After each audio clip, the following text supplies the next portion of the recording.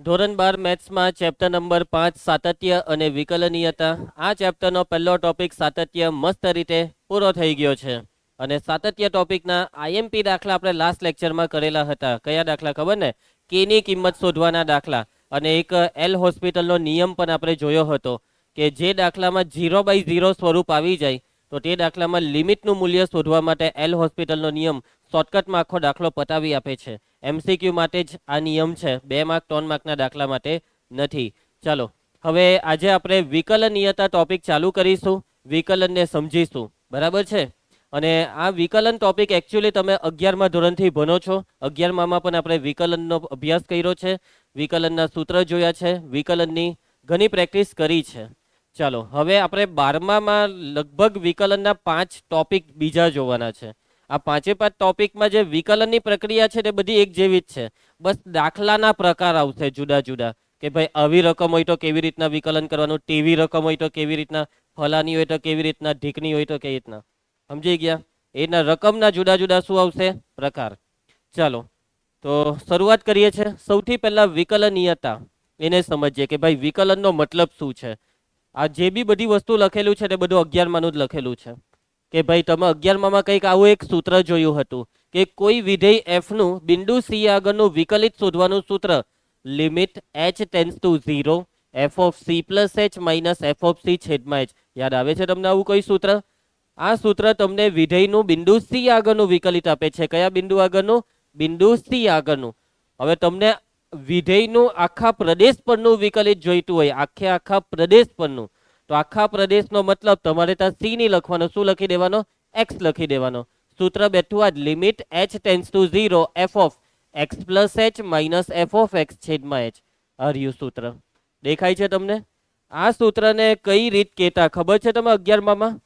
આ સૂત્રની મદદથી જે વિકલિત મળે તેને તમે કહેતા હતા વ્યાખ્યાની રીત. આને કહેવાય, 2 નામ હતા. બીજું વ્યાખ્યાની રીત અથવા પ્રથમ સિદ્ધાંતની રીત. પ્રથમ સિદ્ધાંત. ચાલો હવે ધ્યાન આપજો. તમને મેં છે ને 11મામાં 2 સૂત્ર લખાવેલા. એક તો આ સૂત્ર એફ ડેશ ઓફ એક્સ નું, અને બીજું કયું સૂત્ર હતું? ટી વાળું. Limit T tends to x F of T minus F of x છેદમાં ટી માઇનસ એક્સ. યાદ આવે છે આ સૂત્ર? પણ આ સૂત્રનો પણ તમે દાખલામાં ઉપયોગ કરવો હોય તો કરી શકો છો. બરાબર? આ 2માંથી એક સૂત્ર. મેં તમને 11મામાં એવું કીધું હતું કે જો દાખલામાં બહુપદીવાળી રકમ હોય તો આ સૂત્ર ઇઝી પડે, અને બાકીની રકમ માટે ત્રિકોણમિતિવાળી રકમ કે બીજી અન્ય રકમ હોય તો તમને આ સૂત્ર ઇઝી પડે, એચ વાળું સૂત્ર. બરાબર? ચાલો એફના વિકલિતને સંકેતમાં લખાય એફ ડેશ ઓફ એક્સ. પ્રથમ વિકલિત એટલે એફ ડેશ ઓફ એક્સ. દ્વિતીય વિકલિત હોય તો એફની ઉપર double dash, F double dash. તૃતીય વિકલિત એફ ટ્રિપલ ડેશ. જેટલા ડેશ પારો તેટલાનું વિકલિત. 4 ડેશ નહીં પડે. 4 ડેશનો મતલબ તમારે પછી આવું લખવું પડે. સમજી ગયા? F fourth dash of x એટલે કે એફનું ચોથું વિકલિત. પછી 5મું વિકલિત એટલે આવું લખવું પડે. લાઈક પ્રકારના રોમન મૂળાક્ષર અહીંયા લખ ચાલે. એના પછી ડી બાય ડીએક્સ સંકેત પણ વાપરી શકાય છે. D by DX of F of X. D by DX નો મતલબ એક્સને સાપેક્ષે વિકલિત. બરાબર? અહીંયા ડી બાય ડીવાય આવી ગયું તો વાયને સાપેક્ષે વિકલિત, પરંતુ અહીંયા વિધેય બી ચલ વાય વાળું હોવું જોઈએ. એ બી એક શરત હોય છે. એના પછી વાય બરાબર એફ ઓફ એક્સ હોય તો તમે આ વાયના વિકલિતને લખી શકો છો dy by dx. Dy by dx એટલે વાયનું એક્સને સાપેક્ષે વિકલિત. પછી તમે આ વાયના વિકલિતને ડીવાય બાય ડીએક્સ લખવાની જગ્યાએ વાય ડેશ બી લખી શકાય. આટલા સંકેત છે વિકલિતના. વિધેય વડે દર્શાવવું હોય તો f of x f dash of x, અને વાય વડે દર્શાવવું હોય તો dy by dx y dash. સમજી ગયા છો? વિધેયનું વિકલિત શોધવાની પ્રક્રિયાને કહેવાય છે વિકલન, ડિફરન્શિએશન. ઓકે?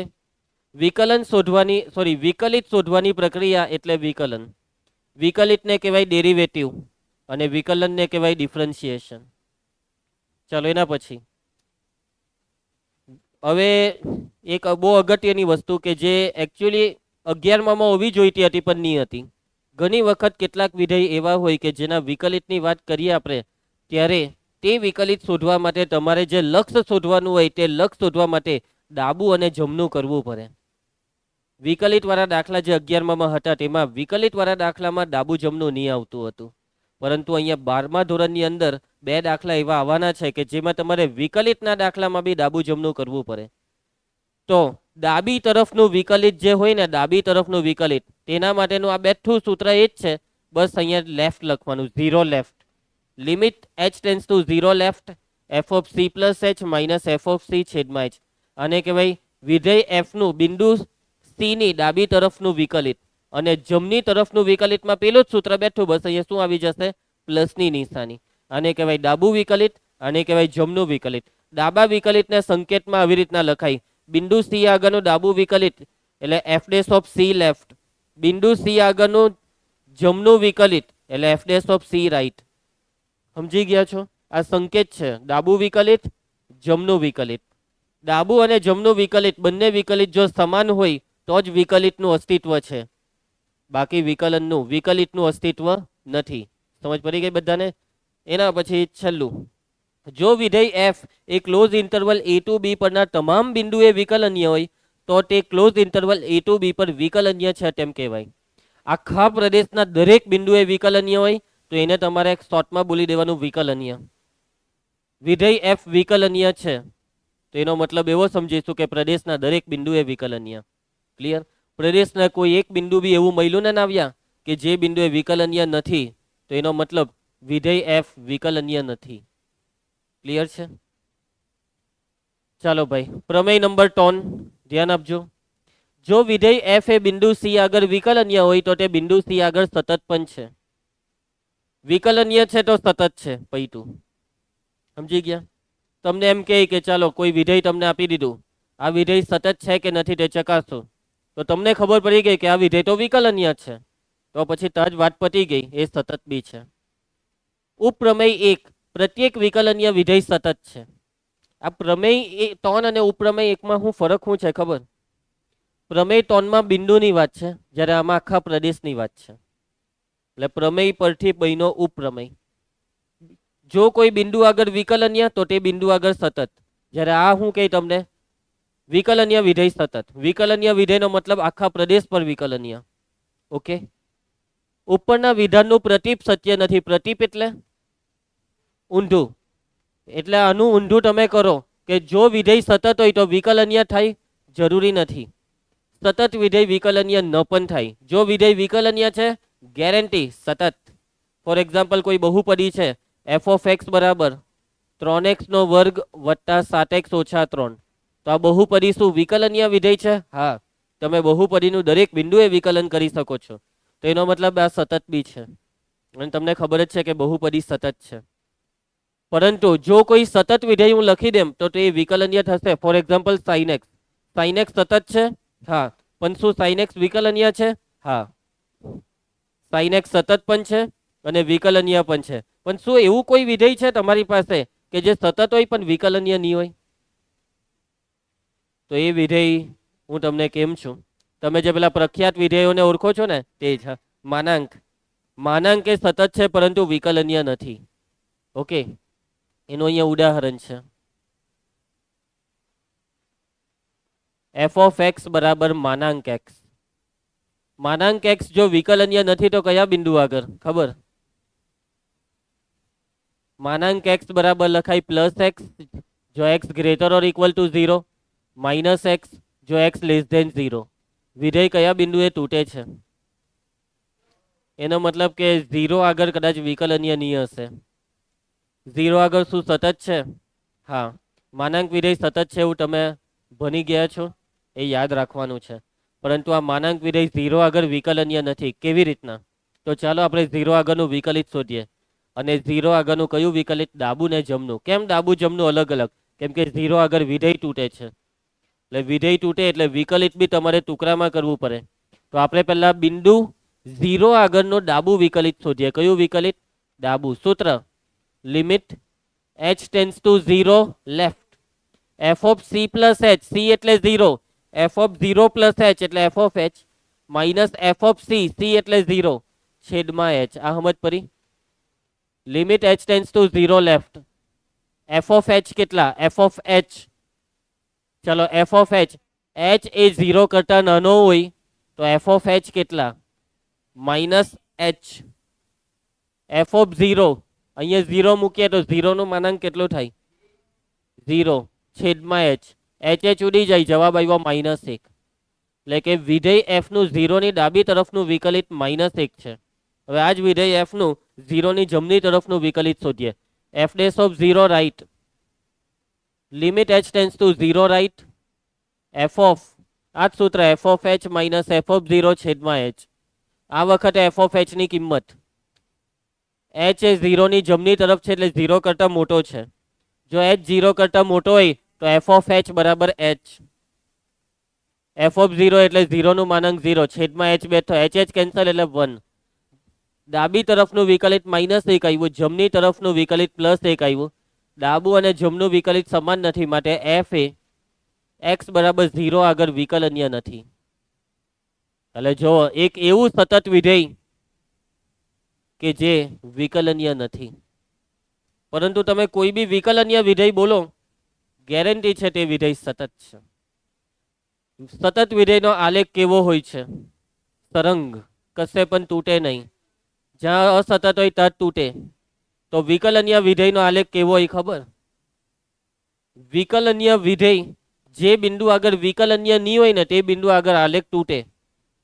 જ્યાં આલેખ તૂટ્યો ત્યાં વિધેય વિકલનીય નથી. હાથે હાથે કેટલાક બિંદુ એવા બી હોય છે કે જ્યાં આલેખ નહીં તૂટે તો બી વિકલનીય નથી. આલેખ નહીં તૂટે તો બી વિકલનીય નથી. તો એ બિંદુ કેવા દેખાય ખબર? એ હું તમને બતાવું. એ બિંદુ બહુ ચીંધરા દેખાય. માનાંક એક્સ નો આલેખ. તો આ બિંદુ 0 આગળ આલેખ જોવો, 0 આગળ જોવો, આને કહેવાય શાર્પ પોઈન્ટ, ચીંધરું બિંદુ. અને જો આલેખમાં શાર્પ પોઈન્ટ આવે, ચીંધરું બિંદુ આવે, તો તે બિંદુ આગળ વિધેય વિકલનીય નથી. એટલે કે આ માનાંક વિધેય વિકલનીય નથી. કેમ? કેમ કે જોવો અહીંયા ધાર જોવાની, બરાબર, આંગળી માંગળી લાગી જાય તો લોહી નીકળી આવે એવી ધાર છે અહીંયા. આ સમજ પડે તમને? શાર્પ પોઈન્ટ વિકલનીય નથી. એવા કોઈ બીજા આલેખ છે તમારી પાસે કે જેમાં આવા શાર્પ પોઈન્ટ તમે જોયા છે? ત્રિકોણમિતીય વિધેયમાં શાર્પ પોઈન્ટ નથી આવતા. એવા બીજા વિધેય પછી બનાવવા પડે, બરાબર. તદેવ વિધેય એમાં સીધી રેખા આવે. આ માનાંક વિધેયમાં તમને શાર્પ પોઈન્ટ જોવા મળ્યું. માની લો કે કોઈ વિધેયનો આલેખ આવો છે, તો અહીંયા ચિંદ્રું બિંદુ આવ્યું, વિકલનીય નથી. અહીંયા માની લો 5, 5 આગળ વિકલનીય નથી. પણ ધ્રુવી 5 આગળ સતત છે. કેમ? આલેખ તૂટતો નથી. સમજ પડી? ચાલો, એના પછી સંયોજિત વિધેયનું વિકલિત. સંયોજિત વિધેય એફઓજી જીઓએફ. સંયોજિત વિધેયનું વિકલન કરવા માટેનો જે નિયમ છે તે નિયમને કહેવાય સાંકળનો નિયમ, ચેઇન રૂલ. બરાબર. એટલે કે સંયોજિત વિધેયમાં એક વિધેય છે, બીજા વિધેય પહેલા વિધેયને એમ હાથ પકડેલો હોય છે. આ પહેલું વિધેય, પછી પેલા મારો એમ હાથ પકડેલો હોય છે, પેલાનો હાથ પકડેલો હોય છે, એકબીજાનો હાથ પકડેલો હોય છે. એટલે એક ચેઇન બની ગઈ, સાંકળ બની ગઈ. સમજી ગયા? હવે આ સંયોજિત વિધેયનું વિકલન સાંકળના નિયમથી કેવી રીતના થાય તે સમજીએ. બહુ સિમ્પલ છે. 11માં તમને સમજાવેલું હતું કે સાંકળનો નિયમ એવું કે જે વિધેય પહેલું આવે, સમજી ગયા, આપણે જે એકબીજાનો હાથ પકડેલો હોય તેમાં જે પહેલું આવે તેનું પહેલા વિકલન કરવાનું, બાકી બધા બેઠા. સમજી ગયા? પહેલાનું વિકલન થઈ ગયું, પછી બીજા નંબર પર જે છે તેનું વિકલન કરો અને બીજા પછી આગળવાળું બધું બેઠું. બીજાનું જે વિકલનનો જવાબ છે તે પહેલાના વિકલન સાથે ગુણાકારમાં લખતા જવાનું. બીજા પછી ત્રીજાનું વિકલન, ચોથાનું વિકલન, એક એક કરીને છેલ્લે સુધી વિકલન કર્યા કરો. એક એક કરીને. સમજી ગયા? દરેક વિકલનને એકબીજા સાથે ગુણાકારમાં લખો. આ છે સાંકળનો નિયમ. સમજ પડી ગઈ આ નિયમમાં? આ નિયમ તમને દાખલા ગણવાથી સારી રીતે સમજ બી પડી જશે, પ્રેક્ટિસ બી થઈ જશે. અને આ નિયમ વિકલનને બહુ સહેલું બનાવે છે. જો આ નિયમ આ દુનિયામાં નિયતન આવ્યા તો અત્યારે વિકલન બહુ ભયાનક દેખાતે. વિકલનનું નામ સાંભળીને બાળકનો પરસેવો છૂટી જતે, ચક્કર આવી જતે, ડરપોક બની જતે, ટ્યુશનમાંથી રજા પાડી દેતે. સમજી ગયા? પરંતુ આ સાંકળનો નિયમ એ વિકલનને બહુ સહેલું બનાવે છે. સંકલનમાં કોઈ સાંકળનો નિયમ નહીં આવે. એટલે સંકલન અને વિકલનમાં બહુ ફરક પડે. વાતમાં સમજ પડે? સંકલનમાં છે ને રકમે રકમે મેથડ બદલાય, જ્યારે વિકલનમાં રકમે રકમે જે મેથડ છે ને તે એક જેવી જ આવે, બસ ખાલી પ્રોસેસ જરાક આમ તેમ થાય. ચાલો, સાકરનો નિયમ એવું કહે કે ધારો કે વાસ્તવિક ચલનું વાસ્તવિક વિધેય છે એફ, એ બે વાસ્તવિક ચલના વાસ્તવિક વિધેયો યુ તથા વી નું સંયોજન છે. એફ છે યુ અને વી નું સંયોજન. What is F? એફ છે સંયોજન કોનું કોનું? યુ નું ને વી નું. યુઓ વી અથવા વીઓ યુ, બે માંથી એક હે. આ લોકો વીઓ યુ લખ્યું છે, ચાલો તો અહીંયા વીઓ યુ કરી દેવું. એફ બરાબર વીઓ યુ, એફ બરાબર વીઓ યુ. આ વીઓ યુ માં પહેલા વી આવ્યો કે યુ આવ્યો? વી. તો નિયમ એવું કહે કે પહેલા વી નું વિકલન કરવાનું, વી ડેશ. વી નું વિકલન કર્યું તો ત્યારે આ યુ બેઠો લખવાનો. હવે આ વી નું વિકલન પતી ગયું એટલે વી ને ભૂલી જવાનું. હવે આગળ છે યુ, તો હવે યુ નું વિકલન કરવાનું એટલે યુ ડેશ. સમજ પડી? એવું કહે છે આ સાકરનો નિયમ. વી બરાબર V O you, F of x બરાબર વીઓ યુ ઓફ એક્સ. માટે એફ ઓફ એક્સ બરાબર વી કાઉન્સમાં યુ ઓફ એક્સ. આવું થયું. સૌથી બર વી છે. જો હું વિકલન ચાલુ કરું છું એક્સ ને સાપેક્ષે, ધ્રુવી વિકલન ચાલુ કર્યું એટલે અહીંયા ડેશ લાગ્યો. પહેલા વી છે તો વી નું વિકલન વી ડેશ કાઉન્સ બેઠો. તું એ વી નું વિકલન કર્યું ત્યારે યુ જેમ છે તેમ રહેશે. કેમ પહેલા વી ને ચાલુ કર્યું? કેમ કે વી પહેલા છે સંયોજનમાં. હવે અંદર વાળા યુ નું વિકલન, તો યુ નું વિકલન યુ ડેશ ઓફ એક્સ પૈટું. હજી યુ પછી કોઈ છે? વી પછી યુ, યુ પછી કોઈ છે? ના, પૈટું. પછી કોઈને હોતા નહીં કેમ કે દેખાતું નથી. સમજી ગયા? તો આ લોકોએ આવી રીતના લખેલું છે કે વી નું ટી ને સાપેક્ષે વિકલન, ટી નું એક્સ ને સાપેક્ષે. એટલે આ લોકોએ વી ને બનાવી દીધું ટી નું વિધેય, ને આ ટી છે યુ ઓફ એક્સ લખેલું હશે. હા, ટી બરાબર યુ ઓફ એક્સ. ચલો છોડો, એને ગોળી મારો. આ સમજ પડી ગઈ ને તમને સંયોજિત વિધેયમાં? ચાલો તો દાખલા ચાલુ કરીએ. ઉદાહરણ 21. સંયોજિત વિધેયનું વિકલન એફ ઓફ એક્સ બરાબર સાઇન એક્સ સ્ક્વેર દ્વારા વ્યાખ્યાયિત વિધેયનું વિકલિત શોધો. તો સૌથી પહેલા રકમને જોઈ લેજો. આ છે સંયોજિત વિધેય. કયું વિધેય છે? સંયોજિત વિધેય. ખબર પડી જાય તમને સંયોજિત વિધેયનો ઓળખતા આવડે ને? વિધેયમાં વિધેય, રંગા બાબુ, વિધેયમાં વિધેય. સાઇન એક્સ માં એક્સ ની જગ્યાએ આવ્યો એક્સ સ્ક્વેર, એટલે કે સાઇન એક્સ વિધેયમાં એક્સ સ્ક્વેર આવ્યો. વિધેયમાં વિધેય. પહેલું કોણ, સાઇન કે એક્સ સ્ક્વેર? પહેલા સાઇન અને પછી એક્સ સ્ક્વેર.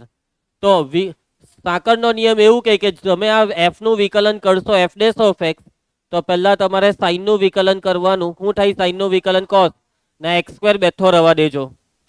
સાઇન નું વિકલન કોસ લખીને એક્સ સ્ક્વેર બેઠું. હવે ગુણ્યા. હવે સાઇન ને ભૂલી જાઓ. એક્સ સ્ક્વેર નું વિકલન 2x, જે અહીંયા ગુણાકારમાં લખવાનું. ચાલો સાઇન ને ભૂલી જાઓ, એક્સ સ્ક્વેર ન ભૂલી જાઓ. હવે આગળ કોણ છે? ઓઢો પૈટું. પૈટું પૈટું દાખલો પૂરો. માટે એફ ડેશ ઓફ એક્સ બરાબર 2x ને આગળ લઈ લઉં, 2x into cos x square. આવી નાની નાની વસ્તુ, કોઈ સંખ્યા કે એક્સ સ્ક્વેર એવું હોય તેને આગળ હંમેશા લઈ લેવાનું. આ છે જવાબ લખવાની પદ્ધતિ. છેલ્લો જવાબ આવી રીતના લખવાનો. પતી ગયો દાખલો. સમજી ગયા? જો આ સાકરનો નિયમ નહીં હતો ને તો અત્યારે આ દાખલો લિમિટના સૂત્રથી કરવો પડતે તમારે. ઓકે. બીજી એક વસ્તુ, માની લો કે અહીંયા સાઇન એક્સ સ્ક્વેર ની જગ્યાએ સાઇન સ્ક્વેર એક્સ આપેલું હતું, તો પહેલા કોનું વિકલન? પહેલા સાઇન નું વિકલન જો તમે કહો તો ખોટું. પહેલા આ બે નું ઘાતના બે નું વિકલન. કેમ ખબર? કેમ કે આખાના વર્ગમાં સાઇન છે. આખાનો વર્ગ એટલે એક્સ વર્ગ, અને એક્સ વર્ગમાં ગયો સાઇન એટલે સાઇન એક્સ આખાનો વર્ગ, એટલે વર્ગ બાર કહેવાય. એક્સ વર્ગ બાર કહેવાય. એટલે પહેલું વિકલન વર્ગનું થાય, ઘાતનું.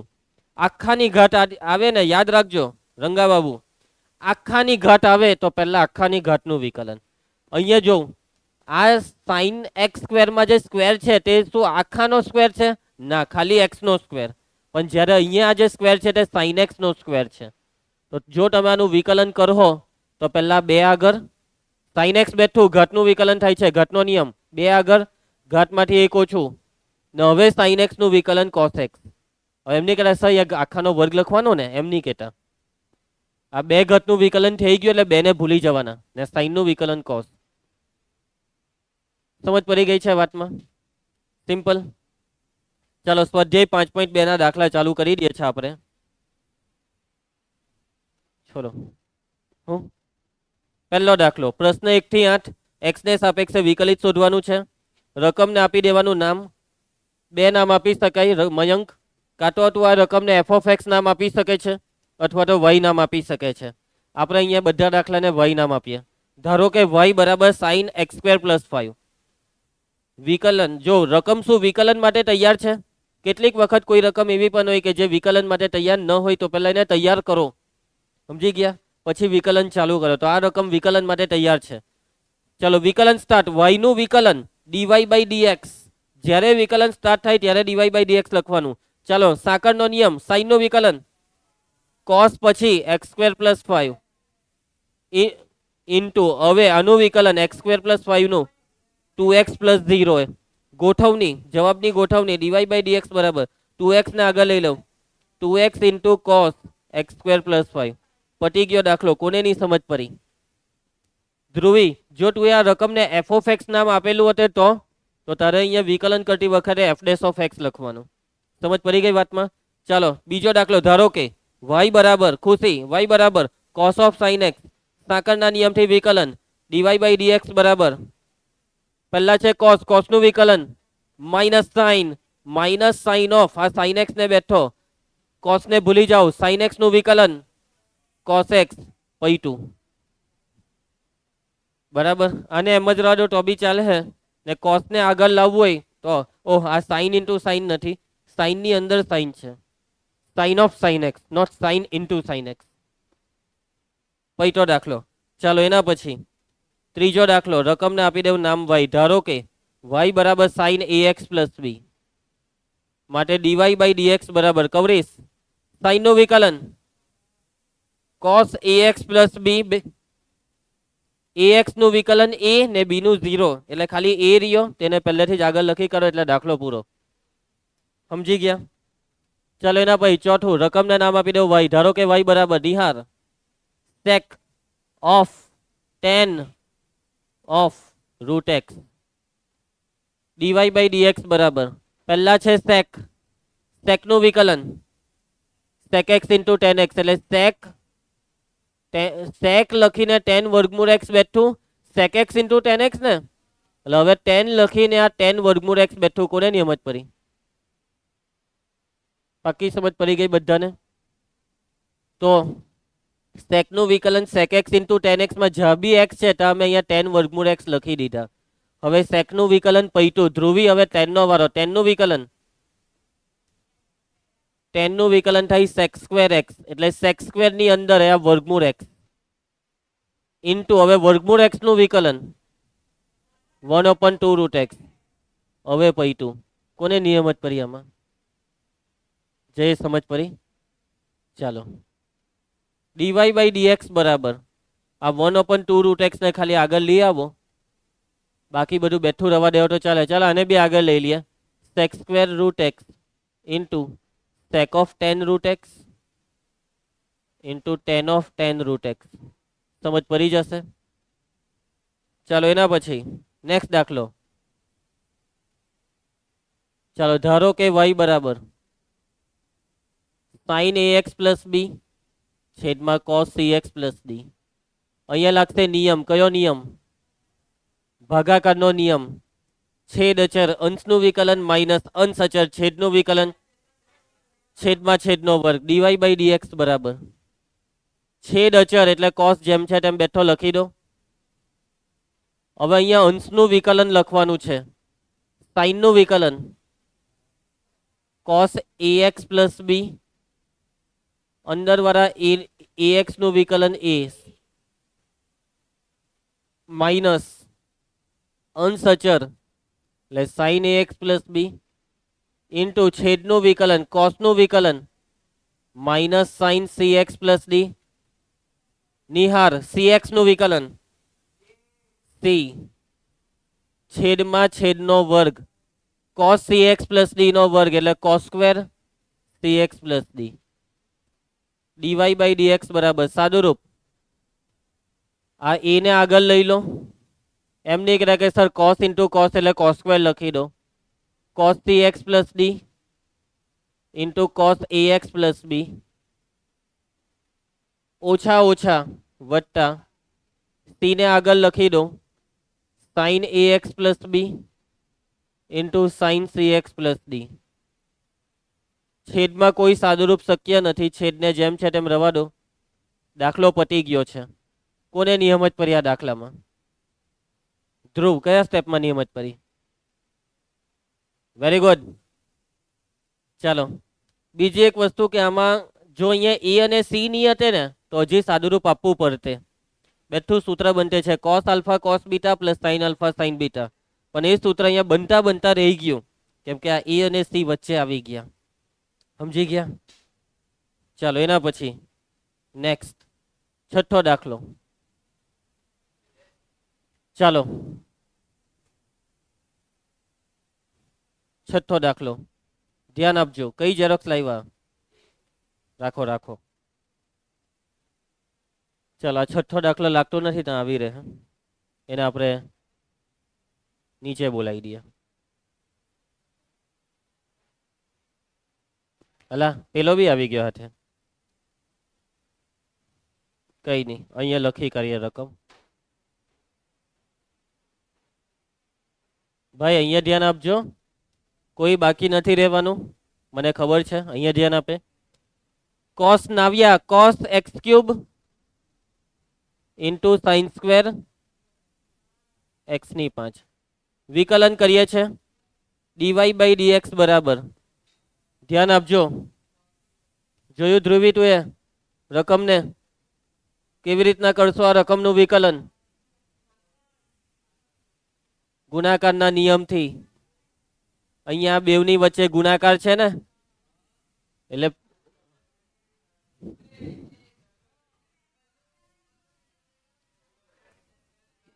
ગુણાકારના નિયમથી વિકલન. હવે જો રાઘવ બોલો કે સર સાકરના નિયમથી, તો એ બી વાપરવાનો છે, બેવ નિયમ. પણ પહેલો નિયમ છે ગુણાકાર, અને ગુણાકારના નિયમની અંદર જ્યાં બી વિકલન આવે ત્યાં સાકર. ચાલો તો કોસ એક્સ ક્યુબ અચર, પહેલું અચર, બીજાનું વિકલન, તો આ બીજું આનું વિકલન તમારે બોલવાનું છે. પહેલા ઘાતનું વિકલન બે આગળ 2 સાઇન ની 1 ઘાત સાઇન એક્સ ની 5.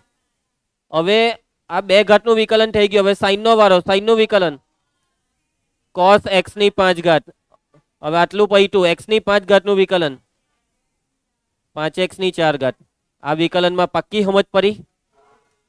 એના પછી ધવ અહીંયા આવશે વચ્ચે ચિહ્ન વત્તા. હવે બીજું અચર પહેલાનું વિકલન બીજું છે એટલે સાઇન સ્ક્વેર એક્સ ની 5 ઘાત ને પહેલાનું વિકલન. ચાલો કોસ એક્સ ક્યુબ માં પહેલા કોસ છે ને, કોસ નું વિકલન minus sine x cube into x cube નું વિકલન.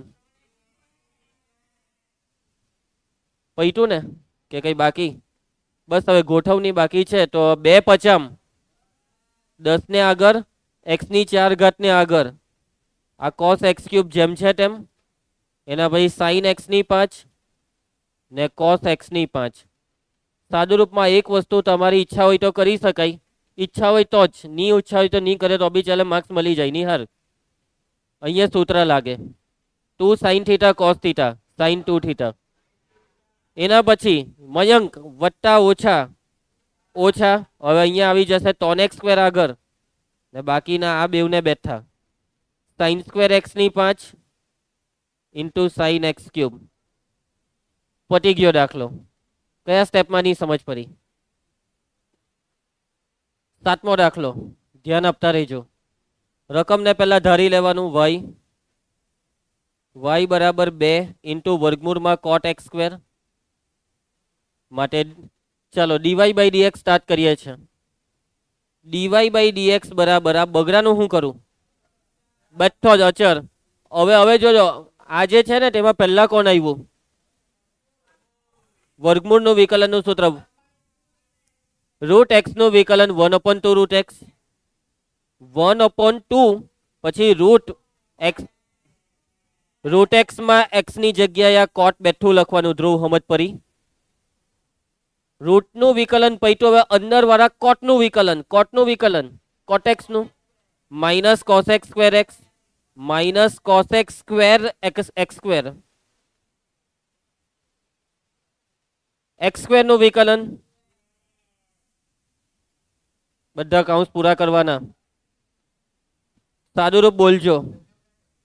પછી પછી માઇનસ આગળ, 2x આગળ, એના પછી આ cosec સ્ક્વેર x સ્ક્વેર ને છેદમાં વર્ગમૂળમાં cot ઓફ x સ્ક્વેર. 8મો દાખલો cos વર્ગમૂળ x. આ તો બહુ ઈઝી. ચલો રકમને વાય ધરી લો. dy બાય dx cos નું વિકલન માઇનસ સાઇન રૂટ એક્સ નું વિકલન 1/2 રૂટ એક્સ. પતી ગયો દાખલો. આવડી જશે ને? ઘરેથી આવતીકાલે પરીક્ષા આપ્યા પછી પ્રેક્ટિસ ચાલુ કરી દેજો. બરાબર? આવતીકાલે બુધવારની પરીક્ષાની આજે તૈયારી કરો, કાલે આની પ્રેક્ટિસ. આવા સિમ્પલ દાખલા બોર્ડમાં પૂછાતા નથી. પૂછાતા તો કહી દેતે આઈએમપી એમ, અથવા કેમ કહી દેતે એવરેજ આઈએમપી, કંઈક તો કહી દેતે. ચલો પ્રશ્ન 9, 10 ફટાફટ પટાઈ દે એટલા સ્વાધ્યાય પતે. સાબિત કરો કે એફ ઓફ એક્સ બરાબર માનાંક એક્સ માઇનસ 1 એક્સ બરાબર 1 આગળ વિકલનીય નથી. આપણને બહુ સારી રીતના ખબર છે ધ્રુવી કે માનાંક વિધેય વિકલનીય નથી. માનાંક વિધેય વિકલનીય નથી. કેમ? કેમ કે એનો આલેખ કેટલો ચિંદ્રો છે. હવે રાઘવ જોજે, એક્સ બરાબર 1 આવ્યું. આમાં આપણે જે ઉદાહરણ જોયેલું ને તેમાં માનાંક એક્સ લીધેલું ને એક્સ બરાબર 0 આગળ વિકલનીય નહીં હતું. અહીંયા 1 કેમ આવ્યું ખબર? કેમ કે આમ માનાંક 1 આગળ 0 થાય છે. 1 ઓછા 1 0. જે બિંદુએ માનાંકની અંદરનો ભાગ 0 થાય ને તે બિંદુએ માનાંક વિધેય વિકલનીય નથી. હવે સાબિત કેવી રીતના કરો? તો સાબિત કરવા માટે તમારે અહીંયા ડાબું વિકલિત અને જમણું વિકલિત આ બે વિકલિત શોધવાના છે. અને આ બે વિકલિતના જવાબ કેવા આવવાના છે ધ્રુવ? અલગ અલગ આવશે. સૌથી પહેલા રકમમાં તમને આપેલું છે એફ ઓફ એક્સ બરાબર માનાંક એક્સ માઇનસ 1. ક્રિસ માનાંક આવે ને રકમમાં, ચાલ ટુકડા પાડી જ દેજે. જો આ એક્સ માઇનસ 1 જો આ એક્સ માઇનસ 1 0 કે તેથી મોટું હોય તો પ્લસ થી ખુલે. જો આ એક્સ માઇનસ 1 0 થી નાનું હોય તો માઇનસ થી ખુલે. એટલે માઇનસ એક્સ પ્લસ 1. કોને નિયમત પડી? કોને નિયમત પડી? એટલે કે આ જે રકમ છે એક્સ માઇનસ 1 બેઠું. હવે આનું સાદુરૂપ આપજે. રાઘવ બોલજે. Raghav X greater or equal to plus 1. અહીંયા માઇનસ એક્સ પ્લસ 1. ધ્રુવ બોલજે એક્સ લેસ દેન 1. ચલો હવે એક આગળનું પહેલા ડાબુ વિકલિત શોધીએ કે જમણું? ચલો પહેલા જમણું વિકલિત. એફ ડેશ ઓફ 1 રાઈટ બરાબર સૂત્ર લિમિટ h ટેન્ડ્સ ટુ 0. જમણું વિકલિત એટલે અહીંયા right. F of C plus H C sorry C 1 C plus H એટલે 1 plus H minus F of C C 1 છેદમાં એચ. સૂત્ર યાદ છે ને બધાને? Limit h tends to 0 right. F of 1 plus H. H કેવો છે? એચ જો 0 થી મોટો હોય ને તો આ 1 પ્લસ એચ 1 થી મોટો. એચ 0 થી મોટો તો 1 પ્લસ એચ 1 થી મોટો. અને જો 1 પ્લસ એચ 1 થી મોટો હોય તો તમારે આ એક્સ માઇનસ 1 માં મૂકવાનું. એક્સ ની જગ્યાએ 1 પ્લસ એચ મૂકીએ તો 1 પ્લસ એચ માઇનસ 1. સમજ પડી? એક્સ ની જગ્યાએ 1 પ્લસ એચ એમ. એફ ઓફ 1 એટલે 1 1 માઇનસ 1 0 છેદમાં એચ. આ 1 1 કેન્સલ, એચ એચ કેન્સલ એટલે આ લિમિટનો જવાબ આવ્યો 1. જમણું વિકલિત 1 આવ્યું. હવે આપણે શોધીશું કયું વિકલિત જયેશ? ડાબુ વિકલિત. F dash of 1 left limit h tends to 0 left. સૂત્ર F of C plus H. C એટલે 1 1 plus H minus F of C એટલે 1 છેદમાં H. Limit h tends to 0 left. જો h 0 થી નાનો તો 1 પ્લસ એચ 1 થી નાનો. 1 થી નાનો એટલે આને વાપરવાનું. માઇનસ એક્સ ની જગ્યાએ 1 પ્લસ એચ ને પેલો પ્લસ 1 બેઠું. એફ ઓફ 1 1 માઇનસ 1 0 છેદમાં એચ. આ minus 1 plus 1 cancel, H H અહીંયા માઇનસ એચ આવે, એચ એચ કેન્સલ એટલે માઇનસ 1 રહ્યો. એટલે કે ડાબુ વિકલિત માઇનસ 1 આવ્યું. તો અહીંયા તમે જોઈ શકો છો ડાબુ નોટ ઇક્વલ ટુ જમણું માટે એફ એ 1 આગળ વિકલનીય નથી. સમજ પડી તમને? પરંતુ આ વિધેય આ માનાંક વિધેય 1 આગળ સતત છે, વિકલનીય નથી. નેક્સ્ટ છેલ્લો દાખલો, સાબિત કરો કે આ વિધેય એફ ઓફ એક્સ બરાબર મહત્તમ પૂર્ણાંક ભાગ એક્સ 0 થી 3 માં એક આગળ અને બે આગળ વિકલનીય નથી. ભાઈ સતત બી નથી, મહત્તમ પૂર્ણાંક વિધેય દરેક પૂર્ણાંક આગળ સતત નથી. યાદ છે પગથિયા, પૂર્ણાંક આગળ પગથિયું તૂટે. જો વિધેય સતત નહીં હોય ને તો વિકલનીય નહીં જ થાય, પણ જો વિધેય વિકલનીય હોય ને તો સતત હોય જ. સમજી ગયા? તો અહીંયા આપણે બતાવવાનું છે કે આ વિધેય વિકલનીય નથી. ડાબુ જમણું હરખું નહીં થશે. બરાબર ધ્રુવી? તો સૌથી પહેલા એક આગળ આપણે ચેક કરીએ. ધ્રુવી, એફ ઓફ એક્સ શું આપેલું છે બોલ? મહત્તમ પૂર્ણાંક ભાગ એક્સ. પહેલા નંબર 1 એક્સ બરાબર 1 માટે ડાબુ હોધવું છે કે જમણું? પહેલા કયું હોધીએ? પહેલા ડાબુ કે જમણું? પહેલા જમણું હોધી કરીએ. ના, ડાબુ. F dash of 1 left limit h tense two 0 F of C plus H. C 1 એટલે 1 plus H minus F of C. C 1 છેદમાં H. Limit h tense two, અહીંયા લેફ્ટ લખવાનું રહી ગયું. Limit h tense two 0 left h 0 કરતા નાનો તો 1 plus H 1 કરતા નાનો. 1 કરતા નાની સંખ્યાનો પૂર્ણાંક ભાગ કેટલો? 0 પોઈન્ટ સમથિંગ નો પૂર્ણાંક ભાગ 0. એફ ઓફ 1 1 નો પૂર્ણાંક ભાગ 1 છેદમાં એચ. તો આ જવાબ કેટલો આવ્યો? -1/h. છેદ 0 થાય છે ને અંશ બી 0 થાય છે. ના, 0/0 થયું.